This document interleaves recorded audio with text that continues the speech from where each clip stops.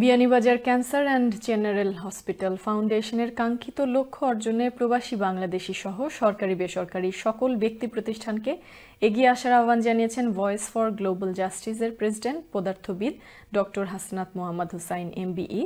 প্রবাসীদের অর্থায়নে গড়ে তোলা এই হাসপাতাল পরিদর্শন শেষে তিনি এই আহ্বান জানান। শামীম হোসেনের ক্যামেরায় বিস্তারিত জানাচ্ছেন মঈনুদ্দিন মঞ্জু। বিশ্বব্যাপী পরিচালিত মানবিক সংগঠন ভয়েস ফর গ্লোবাল জাস্টিসের প্রেসিডেন্ট, যুক্তরাজ্যের বাঙালি কমিউনিটির গর্ব, খ্যাতনামা পদার্থবিদ ডক্টর হাসনাত মোহাম্মদ হুসাইন এমবিই শনিবার বিয়ানীবাজার ক্যান্সার অ্যান্ড জেনারেল হাসপাতাল ফাউন্ডেশন পরিদর্শন করেন। এ সময় তিনি হাসপাতালের অগ্রগতি এবং সার্বিক সেবা কার্যক্রম দেখে নিজের মুগ্ধতা প্রকাশ করেন। স্বাস্থ্য খাতে অনন্য ভূমিকা রাখা এই প্রতিষ্ঠানের কাঙ্ক্ষিত লক্ষ্য অর্জনে প্রবাসী বাংলাদেশী সহ সরকারি বেসরকারি সকল ব্যক্তি প্রতিষ্ঠানকে এগিয়ে আসার আহ্বানও জানান তিনি। আমরা এরকম অর্গানাইজেশন গড়ে তুলব যাতে আশেপাশের দেশ থেকেও, শুধু বাংলাদেশ নয়, আশেপাশের দেশ থেকে। আমি জানি সিলেটেও আমি এমন জিনিস দেখতাম, ত্রিপুরা থেকে রোগী এসে বসে আছে। Why not Beanibazar cancer general hospital in Beanibazar and in Sylhet and later in Dhaka cater for whole of Bangladesh and patients, cancer patients from Southeast Asia. এদিকে তার আগমন উপলক্ষে এক সংবর্ধনা অনুষ্ঠানের আয়োজন করা হয়। হাসপাতালের সিইও এন্ড এমডি মোহাম্মদ শাহাবুদ্দিনের সভাপতিত্বে অনুষ্ঠানে হাসপাতালের চলমান চিকিৎসা সেবা কার্যক্রমের মাল্টিমিডিয়া প্রেজেন্টেশন করা হয়।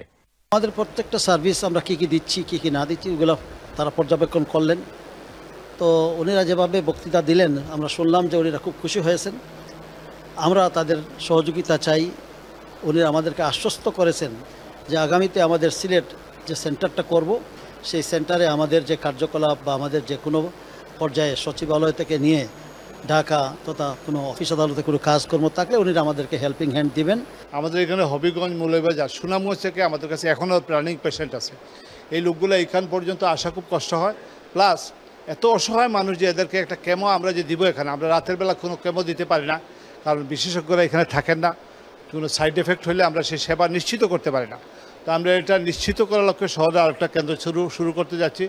ইতিমধ্যে সিলেট সিটি কর্পোরেশন তাদের একটা ভবনের 3টা ফ্লোর আমাদেরকে ভাড়া দিতে সম্মতি জ্ঞাপন করেছেন। অনুষ্ঠানে বিশেষ অতিথি হিসেবে উপস্থিত ছিলেন সিলেটের কৃতি সন্তান মেজর জেনারেল অবসরপ্রাপ্ত মোহাম্মদ আজিজুর রহমান বীর উত্তম, বিবিসি জিএইচ এর মেডিকেল অ্যাডভাইজার সাবেক civil surgeon doctor Foyez Ahmed, বিশিষ্ট শিক্ষাবিদ শাহিদা হাসানাত এবং মিসেস নাইম ফাতেমা। এরকম প্রত্যন্ত বিয়ানীবাজার এলাকাতে এমন সুন্দরভাবে একটা হাসপাতাল, এবং সেটাও ক্যান্সার হাসপাতাল হিসাবে পরিচালিত হচ্ছে, যেখানে প্রত্যন্ত অঞ্চলের দরিদ্র লোকজন বিনা পয়সায়, অল্প পয়সায় চিকিৎসা পাচ্ছে। তো এইটা একটা বিরাট একটা জিনিস দেশের জন্য।